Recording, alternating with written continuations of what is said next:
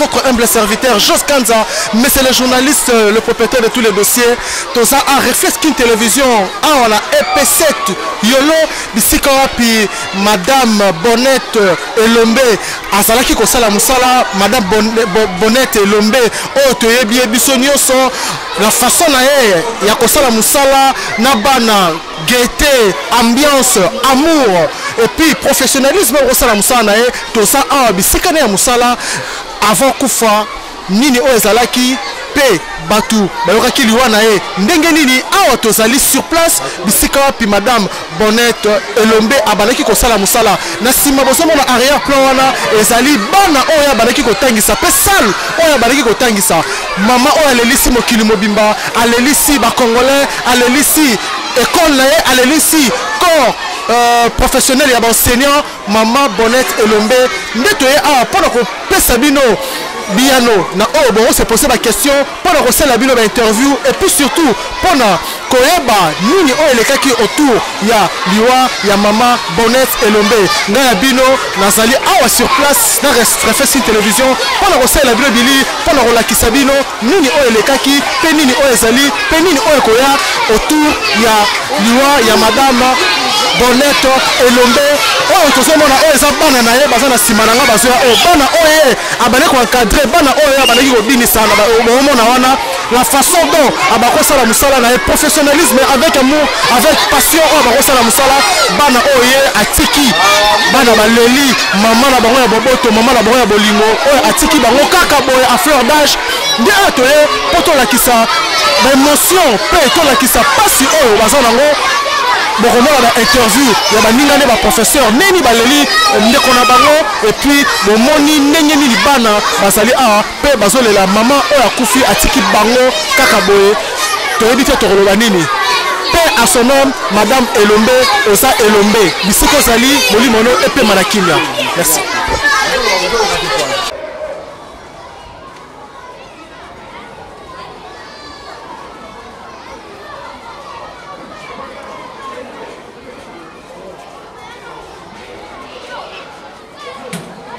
Mon épée Malakimia, voilà.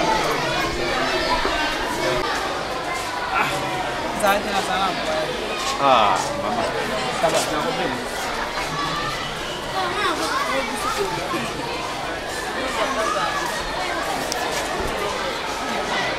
Voilà, nous sommes devant l'un Yaba Ndekonae au Barosane Moussala, place Moro A, on a EP7 Yolo. Toza awa juste pour na koyeba lisusu davantage Maman Elombe Maman Bonnette Elombe oyo azalaki kosala musala na ye malamu bandeko na ye to bayokaki sango wana émotion na bango ezalaki nini et puis bavandaki na ye ndenge nini. Bonjour papa. Bonjour. Ravi ya kosepela kokutana na yo lisusu mpona kosala interview ozanani pe en école osalaka musala nini. Comme on a Robin Samp, Nazali enseignant à Nazali représentant et enseignant nous surtout à EP7 Yolo Sud. Très bien. Maman Bonnette Elombe, on a pesi passi non seulement les Congolais mais la mokili mobimba. Selon façon on a mon sala bako sala la technique de travail azala ki nango. Bo viva ki na ndeni, bo vanda ki na ndenge nini. Est-ce que azala ki nani pona bino tant azali na bomoy? Maman Elombe le raye ayaki jeune fille hein. To yambi parce que to sali à peu près 10 ans naye. To yambi to kotisie na famille na biso ya EP7 Yolo Sud. To vandaki na ye bien. Aza maman moko ya boboto. Elle a la bonté du cœur cette dame là. Ce que vous avez problème, ce qui vous soutenir le bélier problème. Ce que vous avez solution à couper sango. To vandaki na ndenge moko ya famille. Parce que biso tozalaka na modèle na biso à vivre, to vivaka ensemble. Ce qui to bimi, nous mangeons ensemble dans une même assiette. Et to vandaka ici comme moko, ce qui y a un problème, net il y a enseignement.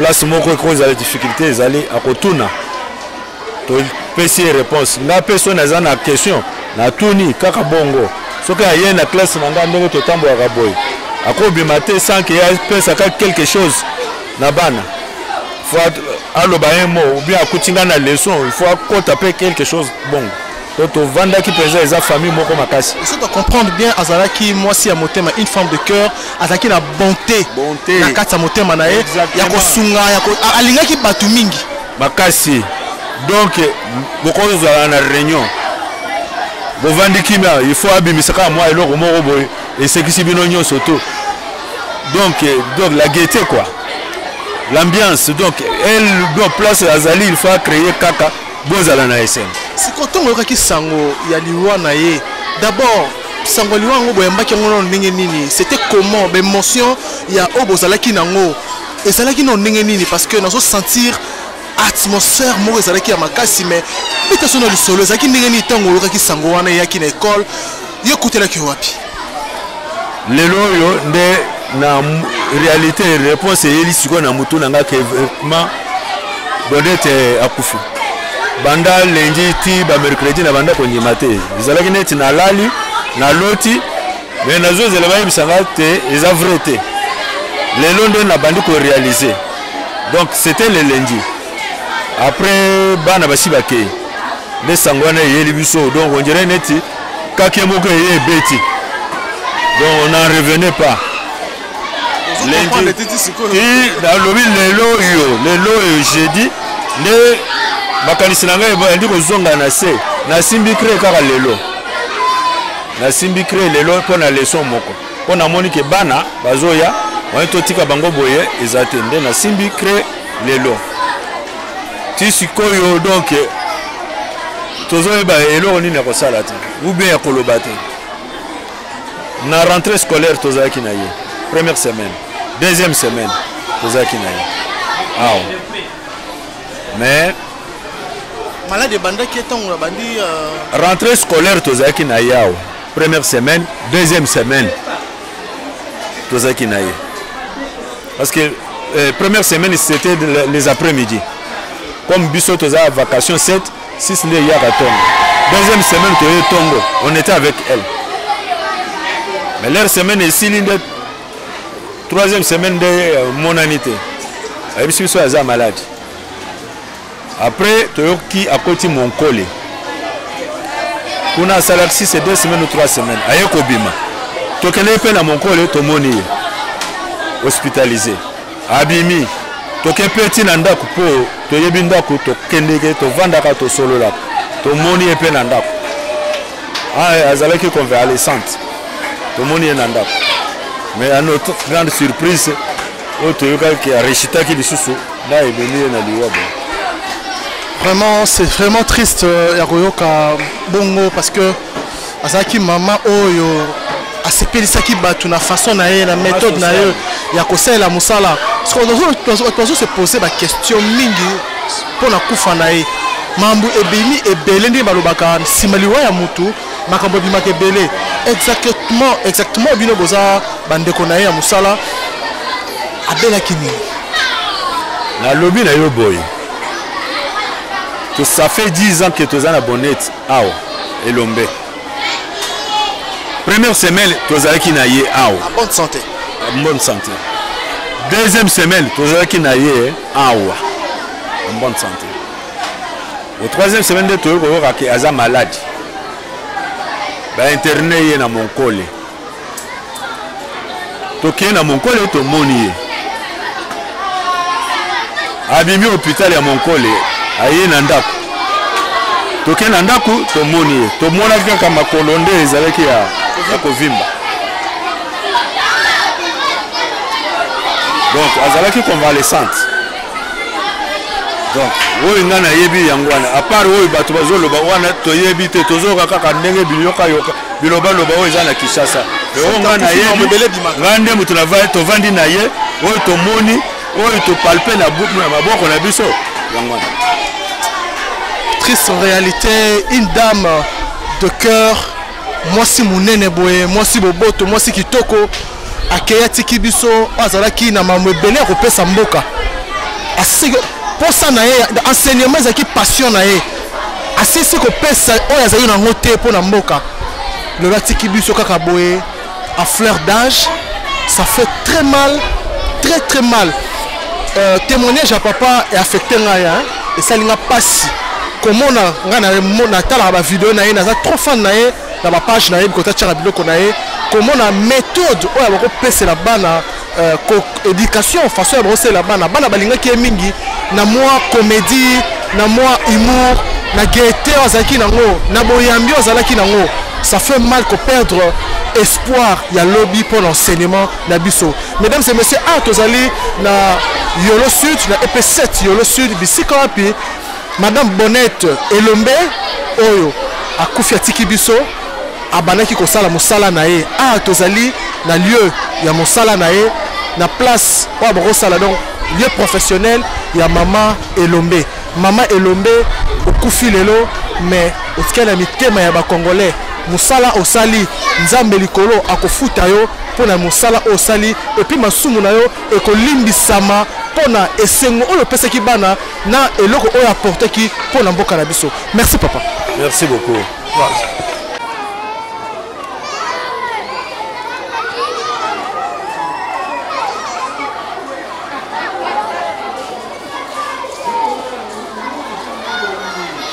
Et qu'on a eu à Moussala, ba connaissance naïe, tous en lieu professionnel naïe, côté barossa Moussa naïe, madame Bonnette Elombe, ou à Koufiatiki Busso, tout le monde est servante de Dieu parce que à 8 ans, il a coupé sa bonne éducation de manière naïe, à innover sans moroboé, oh yo mutusa Hollanda, à savoir good, le lot accueillir Tiki Busso. Toza awa bisika barossa musala pona koyoka ba vie ya bandeko nae ya musala. Bonjour papa. Bonjour papa. Boni. Malamu eza la santé mais la kati ya motema malamu eza te parce que eza kongo mteza na deuil hein. Voilà na ebité yo za malamu. Comme gagner le malamu wana parce que en tout cas lisolo c'est banda akufi na lelo. Donc je n'ai pas pu me déplacer pour n'aller parce que si on est lobby na yaki ngwaza la nanga loka pasi kolela mingi na bande ko langa nga bando sala wa mwa kala biko na ngeza wana nga ine na sala ke Elombe akota awa na zwaka na école moko la bonia ayaki pe na ba privé moko boye voilà na kutana tellement gatanga wa zama classe totangisa awa na complexe on a dit bon non il y avait un enseignant pour voyager qui te dit non yaka awa aux amsala l'état za la garantie ils ont la garantie moi minga malgré salaire ils ont malonga te mais ils ont la garantie ya ko wumela sangi ba longola ne ba ko longola wana.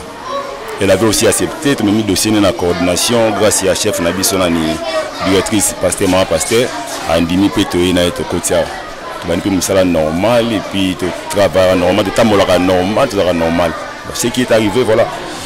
Ça déjà combien de temps pendant au Zouakaye parce que tu jouais à l'école à 6 ans déjà. 6 ans déjà. 6 ans. 6 ans j'ai belé quand même. Voilà. Bon mais ça na kina et le konini oyo baloko omona ya malamu makasi pa na la conversation na bino de bozalaki et le konini abaki ko apporter de plus ya malamu bo ressentir que oyo ngai penzande na sepelaka na mutabu. Mais toutefois na Congo ba tout le monde muso kufi mutama beza la raté hein si mutakufi mutama beza la raté ba dosi ba kufa la malamu. Elombe avait ses qualités et ses défauts comme moi comme vous aussi monsieur les journalistes. Tout le monde avait ses qualités et ses défauts. Mais en général, vraiment, ceux qui ont vendu bien, on regrette. C'est-à-dire que regretter qu'on a biso, tu vas bien ma casse. Voilà. Ce qu'on s'envoie est requéaki. Et qui wapi. Écoute qui wapi. Ceux qui ont un téléphone, on a un réseau. On a enseignant, collègue na bande kolanga onyeso. Mais là, le directeur côté mon école mon la bisuka awa na directeur awa nta remplacer ngai papa na simano wala nta remplacer ngai na directeur na école mon m'appelle Msika na Pascal na van na bureau à bengai j'ai tenu une réunion là voilà ça je n'ai pas pu terminer la réunion parce que ça m'a fait vraiment très mal parce que moi je l'ai connu depuis la 4e année primaire na ebi 4e on a 4e je l'ai connu depuis la 4e année primaire, donc je venais chaque fois sur naïe, na tumbola elombe, voilà. Mais tinde a été à côté à comme collègue Nabiso, voilà, nda kufi passi makasi. So tale longanga oza ngate, so na longoli net au moins la mise na za ngate parce que donc bandage wana ba 3e nyoso na za ka nini. Na yeli to beta moni solo na kimi wa information aux réseaux sociaux, na la radio mongo boye. Radio Kapi na bi kuna beta ma solo mingi ya makamusi mais na 5h ba beti na li solo na ye ndenga kota ndenge ça m'a fait donc on est là et nzamba sunga biso to za choc té na barrage to za ngo boye pour la pestoma voilà nzamba sunga vraiment ça fait mal hein? Ça fait très mal. Je suis journaliste naé pour lancer la couverture et oh mais comment on a façon zoloba parce que vous êtes homme aux zoloba ngo kala makasi parce que ça fait mal. C'est une dame à Salela Kimboka pour Nangaï.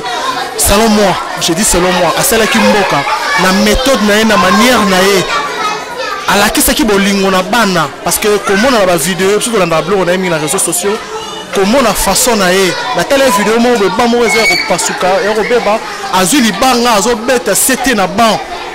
Je me suis dit ben cette dame elle est plus que waouh en fait. Vous voyez? Donc ça fait mal. Elle a expliqué hein, tout ce qu'elle faisait là. Ils ont bilo comme ça de tangi ici. Ok.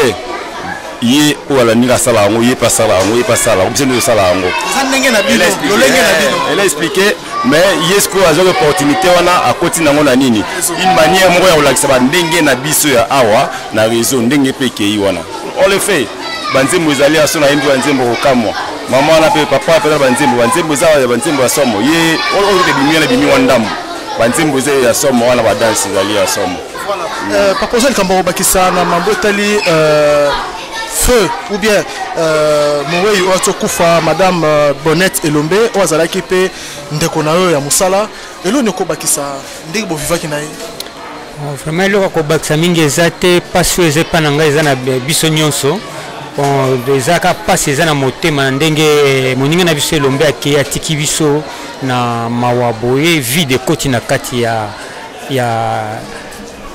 donc ya école na biso ya complexe oyo donc ils ont pesa biso passe. Apparemment ça qui plus jeune ya batu nyonso bazaki awa pour nazo mona aba collègue na ezaka batu ba suka pembe ba ndefa pembe bikolo abenga so na kombo ngabe nga koko na directeur na chef na benga koko. Il y a bien JP. Bon, c'est une façon exacte. Eh ben, c'est qualité. On va parler de Coco, Boni, Yonyama. Eh ben, on a 4 basi kaka. 4 basi, voilà. Nzandenge wana to fande sika moto zolia sani moko bisonyoso. So biloko ezali to tie sani au moins tam sous 5 enseignants, 6 enseignants. To tia le boko na sani moko. Mais oye kweleli biso to so ibate soki e witiwa. Ça somo. Ça somo zo pesa biso somo mingi. Tango eloko penza tozo kama soki libo witi wapi soki nzambe bon donc liwa nzambe tapesa nzambe tazoka yango tapesa mingi yazali directeur pas ali na muninga ni bakangama na ye muninga ni bakangama na yo ba prendre kiti moko ba ombale bango na voilà ils a passé bon moi je vais dire aux gens de ne pas divulguer l'information pour que ça m'a cambié le coup tao isalibo non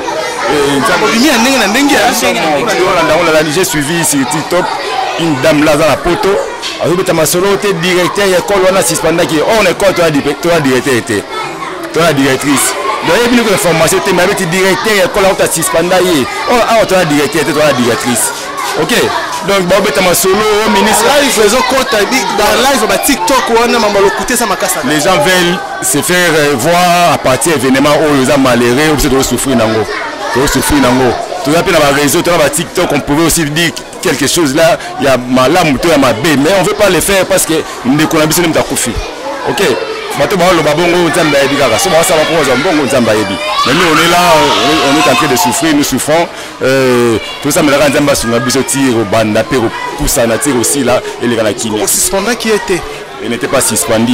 Elle n'était pas suspendue. Il n'y a pas un document officiel où Elombe a suspendu. Il y avait un document officiel. Dans l'état, qui dans l'état pour m'embobiner belé avec ce qu'il communique pour l'État, à soutenir les politiciens moko, il y a un moni tout ça, bablo bimi wana belé autour ya liwana à la poursuite judiciaire à ya baron landela était pas l'État pour les communs boyer quelconque. Papa, baron landela yo. Est-ce que c'est landelio, ils ont fautif, non? La fautif ten so balande les journalistes so balande la fautif ten ba rolande pour une information pour tout une information ça c'est normal c'est normal ba rolande la yo ba base d'information mais tout mon côté ben ministre ben nani ya suspendre c'est ça que les gens doivent retenir. Il que va suspendre qui notre réseaux sociaux les autres va suspendre qui à quelle école mususu non Elombe azali na effectif école na biso ya complexe oyo listing azali ouais azali Elombe azali effectif na biso si elle faisait ce qu'elle faisait de l'autre côté là-bas peut-être ils ont un cadre ya mususu voilà mais elle travaillait ici d'abord c'était une école privée une école agréée à l'état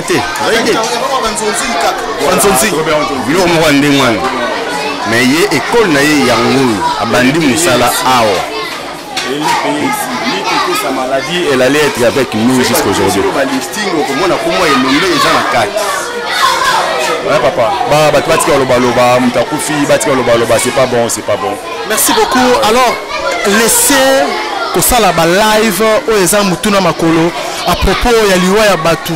Parce que famille nae bazolela héros ba perdre mutozo mutuya école ezolela et perdre ndeko na bonga za mutuya bandeko na musala bazolela muto ba mesana kina ye mais yo lamuki na tongo o meliti na yo o chebote na yo o foli téléphone na yo o bandi ko lo ba mamu o ça le kuta to confirmer yango awa biso réflexe télévision to ko sarate to est sur place o bazolo ba a muta memaye awa yeyo alobi que madame Elombe atikala kozala jamais suspendu na EP7 yolo atikala jamais kozala la poursuite judiciaire ou bien ceux qui va rolanda bon ba ima mwana te mais ceux batela ba listing na bango madame Bonnette Elombe oyo le regretter option la Congo mobimba pe na mokili azala jamais on appelle ça quoi azala jamais suspendu na école oyo EP7 botika ko sala mbongo na kombo ya bawei et Rosala malamu te voilà dans un bureau directeur adjoint il y a EP7 yolo bisika ya musala na ye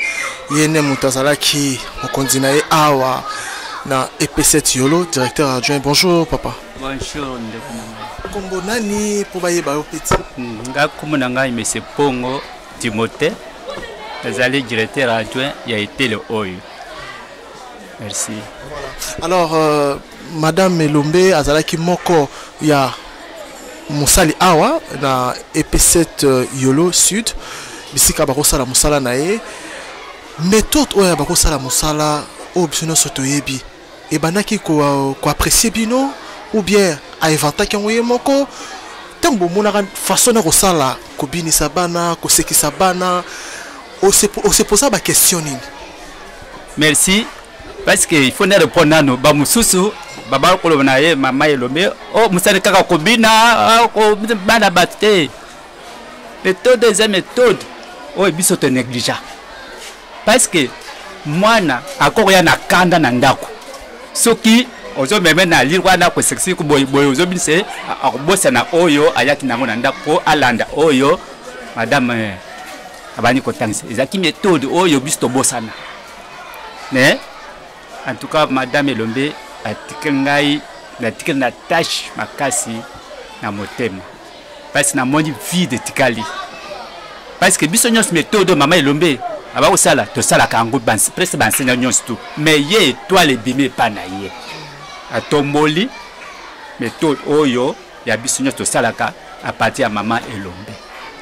En tout cas méthode ya sala kango mingi ngana za encadrer na ye pour la pédagogie et ça engage directeur adjoint. So méthode za ki mabe na peut-être méthode te hein to kene boy yango alanda ka méthode oyo o biso tozo la kisaye parce que ko sala méthode za en dehors ya programme te tozo akanyo sur na programme. Oui, innovation za la kanango oya malab yango to landaka oya mabe yango to sani to boyaka. En tout cas pour na mama Elombe Sikoyo, en tant que directeur adjoint, encadreur, naé, ou est-elle pédagogie parce que je crois assumer tachouana, sango naé aliwa, tant que koma kekwe que no matoi, écoute que on est tanini.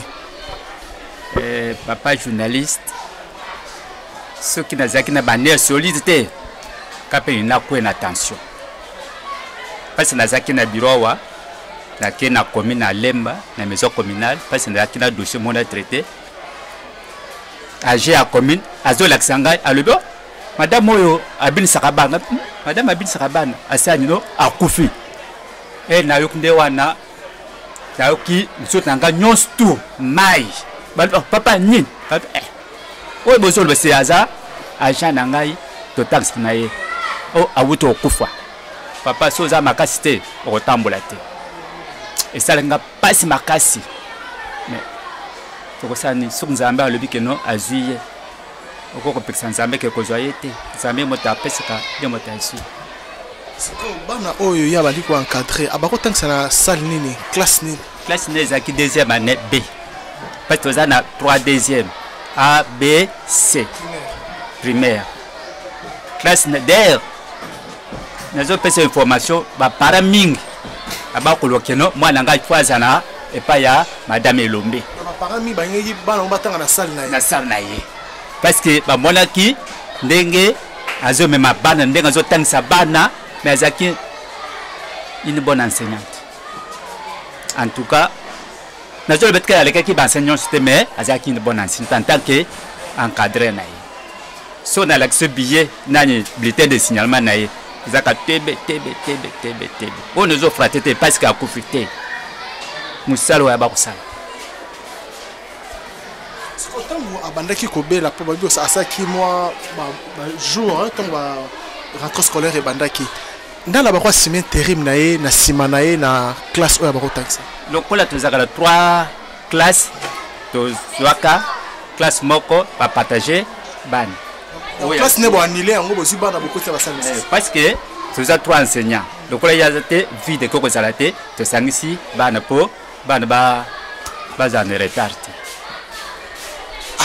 Sikoyo awa akufi atiki biso azolelisa batu mingi batu presque baleli bana oya tankisaka bana naye baso ki sango wana ndenge nini. Papa mais il faut zala mokolo yo sango yaki na baboti na ban na biso okopikisa nani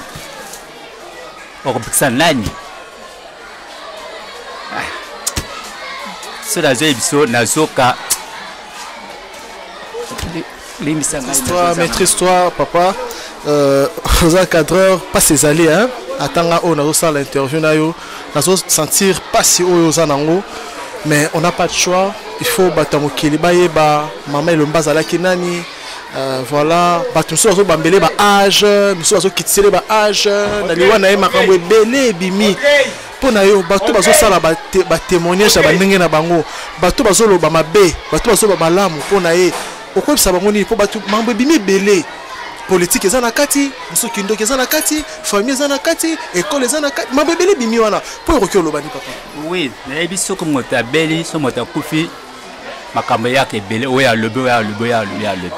Batika biloko na basolo de nga na zana tâche makasi parce que na perte moto ya koko sunga bana na biso za ta tâche makasi mais batika biloko wana wana eza malam te parce que koko boy oyoki pa mususu bakoko sala biso mabe ya pamba de loko to ebité mais batika oyo les ondila batika. Merci papa. Donc on continue l'interview na on sentir que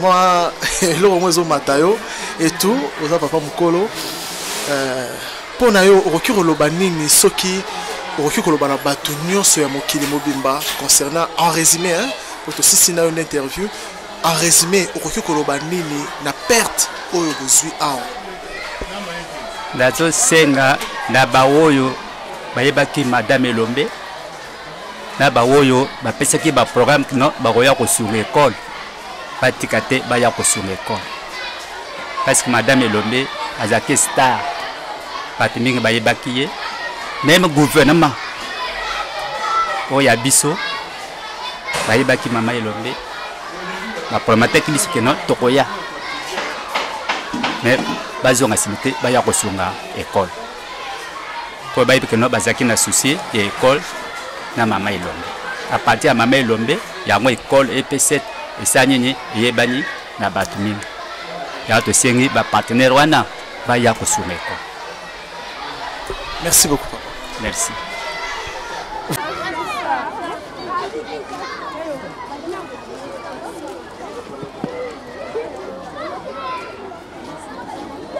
Ah, bonjour madame. Bonjour papa. Vous êtes enseignante? Oui, oui, je suis enseignante. Et voilà, nous sommes ici concernant la mort de madame Bonnette Elombe, qui est votre collègue. Vous étiez comment? Vous vivez comment avec lui? Tout me un peu bilingue, français, lingala, pour baïmbo, non, avec Elombe, nous étions en bonne collaboration. On parlait très bien avec elle. D'ailleurs, je l'appelais souvent Elombe. Elombe Nabiso, c'est ce que je lui disais. Elombe Nabiso, elle me dit ouais, mais on a un bon. Alors, en tout cas, je n'ai jamais eu de problème particulièrement. Même la voix aussi, avoir des problèmes avec les autres, jamais. Voilà. L'annonce de sa mort, ça vous a pris où? Vous étiez comment par rapport à l'annonce de sa mort? L'annonce de sa mort, je l'ai apprise dès que j'étais arrivée à l'école. Donc arrivée à l'école, j'ai appris ça. En tout cas, ces jours-là, je vous dis que nous n'avions même pas enseigné. Nous étions vraiment découragés de voir qu'elle est encore trop jeune. D'ailleurs, pour moi, par rapport à moi, c'est une fille pour moi. C'est une fille pour moi parce que si je mesure mon âge avec son âge, c'est vraiment une fille. Bien qu'elle soit ma collègue, mais c'est ma fille. Voilà. Alors, par rapport, elle s'est démarquée par rapport à sa façon d'enseigner la danse, le chant et autres. Est-ce que c'est une façon professionnelle adaptée pour l'éducation nationale? Bien sûr, dans l'éducation, il y a tout. Il y a des chants, il y a tout ce que vous avez vu là, qu'elle faisait là, c'est dans l'éducation. Dans l'éducation nationale. Parce qu'il y a beaucoup de choses qui se disent, par rapport à sa façon de travailler et tout. Et vous prenez ça comment? C'était comment la première fois? Vous prenez une enseignante danser avec les enfants. Vous prenez ça comment la première fois? Bon, ce n'est pas la première fois. Ça se fait souvent. Même nous-mêmes, si nous faisons ça avec nos enfants. Mais elle avait voulu médiatiser pour que les gens voient. C'est que l'enseignant vit avec ses élèves. Donc nous les enseignants tels que nous sommes là, avec nos élèves là, des fois nous devenons comme des amis, des fois nous sommes des parents, tantôt nous avons des voix autoritaires, tout ça. Ça doit toujours nager ou bien exister dans l'éducation. Maintenant aujourd'hui elle ne plus. Il y a beaucoup de choses qui se disent par rapport sur les réseaux sociaux. Il y a des gens qui se disent l'école elle était suspendue. Il y a un problème de politique, problème de toutes les choses qui se passent sur les réseaux sociaux. Qu'est-ce que vous pouvez dire par rapport à ça? Tous ces mensonges-là. Moi, je dirais que d'abord, Elombe n'était pas politicienne. Elle était enseignante. Elle faisait l'enseignement et n'avait pas été politicienne. Et puis de deux, vous savez, quand quelqu'un meurt, et surtout que c'est une star, je dirais que c'est une star parce qu'elle est connue du monde. Elle est connue du monde. Il y a toujours des spéculations. Et surtout que c'était aussi une femme là, elle était jolie, hein, vous voyez. Avec la beauté, tout ça, une très belle femme. Il y a toujours les gens qui vont toujours spéculer. Mais les gens doivent savoir que Elombe n'était pas politicienne. Elombe travaillait ici. Elle n'était pas suspendue. Pour la suspension, en tout cas, je ne sais pas. Je ne sais pas si elle est, je m'excuse, je ne sais pas si elle était suspendue ou pas, mais c'est que je sais que Elombe venait ici. Mais j'ai fait à peu près, je pense, 2 semaines que je ne l'avais pas vue. C'est alors que j'apprendrai qu'elle était malade. Merci beaucoup madame. Retenez votre souffle. Je pense que ça dérange un peu, mais c'est Dieu qui donne. Qui donne aussi qui reprend. Voilà, merci beaucoup. Merci beaucoup. Moi, il y a ancien élève, il y a EP7 Yolo, EP6, EP7, il y a la même enclos. Ah, Yolo, ah, il y a qui juste Kobet Tarara Tour. Maman Bonnette, Elombe, maman, elle est ici, Congolais, dans sa façon na ye ya kosala mosala se démarquaki na lolenge na ye ya kopesa éducation na bana balingaki ye mpe mokili elingaki ye mpo na yo liwa na ye otrouvango ndenge nini? Bon, on est vraiment confus, c'est regrettable. Tu regrettes mingi maman là bana kosala mosala makasi mais tu éviter na mokili bato malamba umera te. Vraiment toza na souci makasi pour na liwa na ye vraiment et puis si se passe pour la mosala bana kosala tozo mona ba vidéo toza ko assister vraiment ezalaki malamu. Mais balobi ye pas azalaki ancienne élève ya awa pour encadrer na yo encadrer ba témoigner azalaki façon de kosala mosala ezalaki bien mais tout ça ezalaki non professionnel. Est-ce que pour na yo ozo trouver te ezalaki malamu moi la kodi na aki ma classe te pour biso ake kuna madame na ye enseignante na ye encadreur na ye akopesa ye ambiance pour ça la classe ezalaki une façon ya bientôt pour na ezalaki une façon ya ezalaki pas trop professionnel la matière de l'enseignement. Non, c'est là qui très bien parce que il y a des fois il faut adapter ma cambo na niveau ya mboka na biso na niveau ya bana biso balingi soka zoya aza un peu joyeux soka zongo na école aza peu joyeux zongo pe na ndako aza joyeux comme ça ça permettre que madame azala kuna lelo to koyemba lelo ko animer na kokima te na kozala na école et puis à profiter à juba cours na et puis à zongo c'était bien et c'était adaptable na niveau na biso na niveau école. Moi je suis un ancien école oyo vraiment là de passage na sepeli awa na mawatoza na ngo yango na ko assister. Voilà. Alors, pour yo conseil nous repère na ba enseignant au batikali parce que apesi batu goût il y a que ça l'enseignement autrement bien sûr les causes allons ça là déjà mais il y a étoile même tout et clienté. Alors, conseil nous repère ça ba enseignant batikali pour te dire enseigner sur la bête à bana digogo kaka et tout ça. Bien sûr que bête oui, ça peut une façon de faire discipline mais alors ça là professionnellement. Conseil nous repère ça ba enseignant batikali pour na kosala musala ndenge moko na ye te mais ko améliorer plus que ye.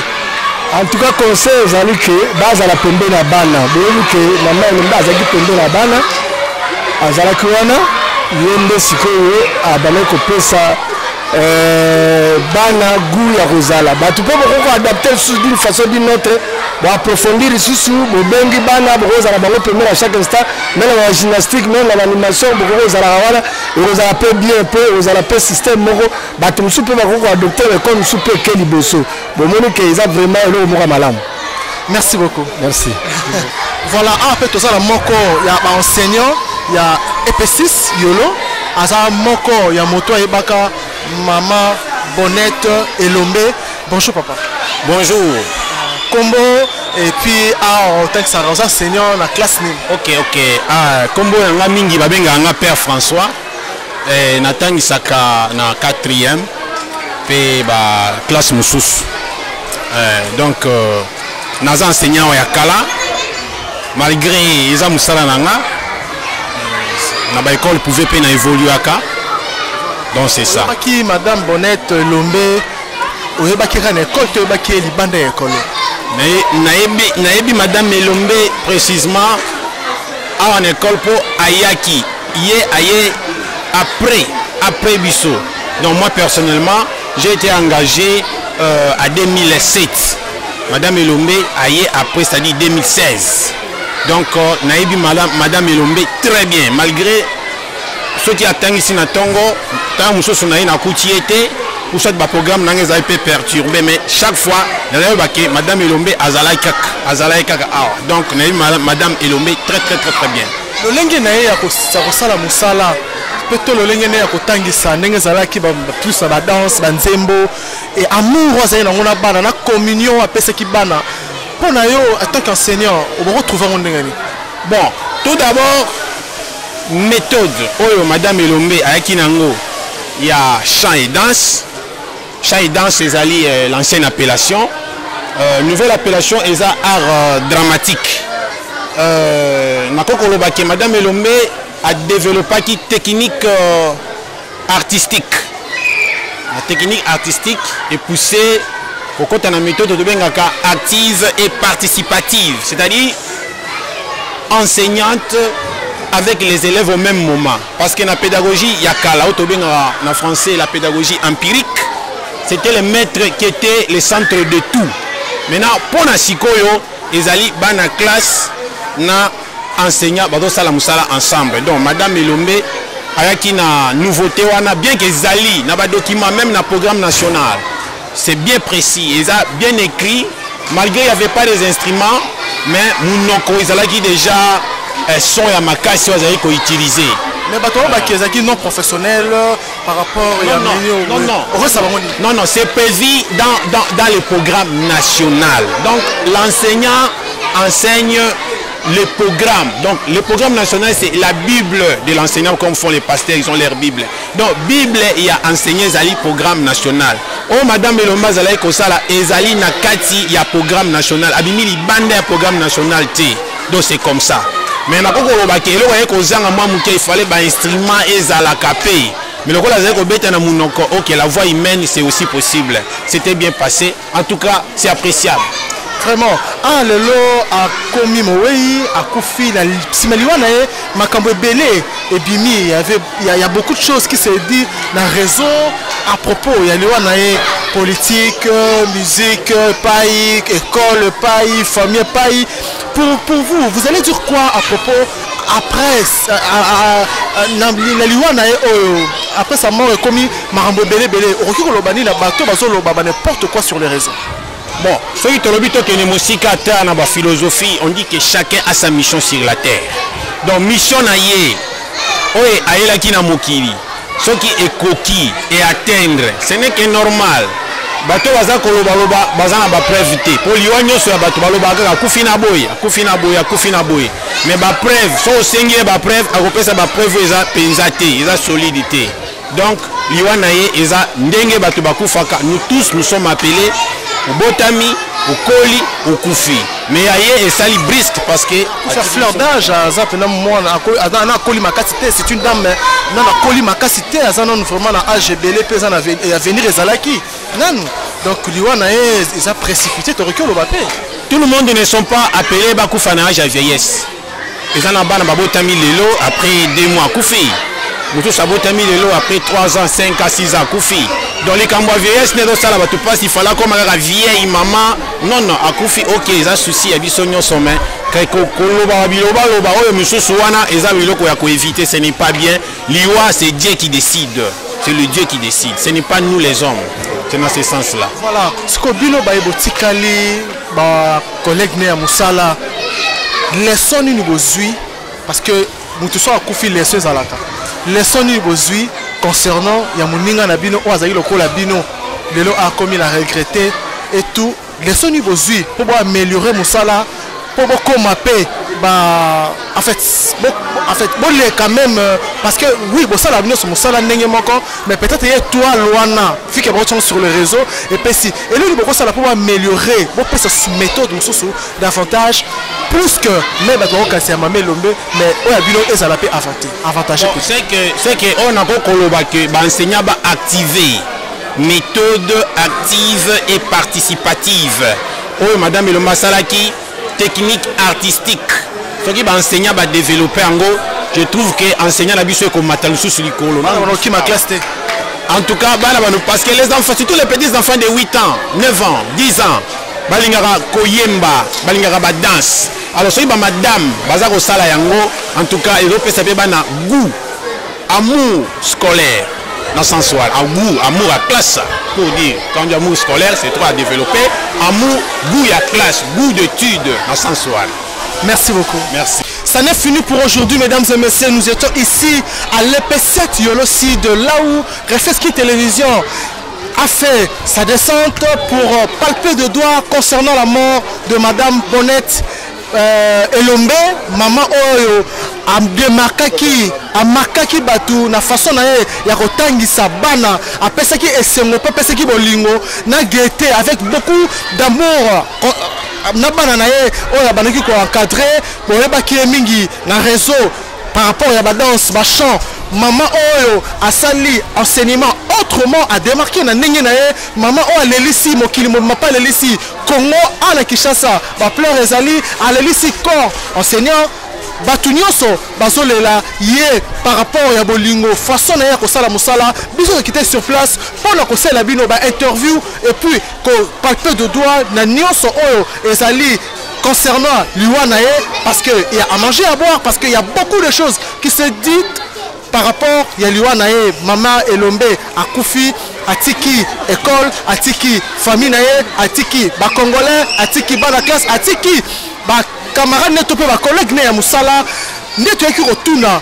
émotion na bango zalaki nini asako sala musala ndenge nini ayaki na école ndenge nini oyo solo ba manioso eza ndenge nini na sûr que bis ngai na bino toyoki ba interview na nyonso oyo elobami moi votre humble serviteur Jos Kanza monsieur le journaliste le propriétaire de tous les dossiers accompagné na Elidron Réflexion Télévision Tozaki présente la chaîne qui y est à l'auteur des investigations nationales, internationales et surtout ici à Kinshasa.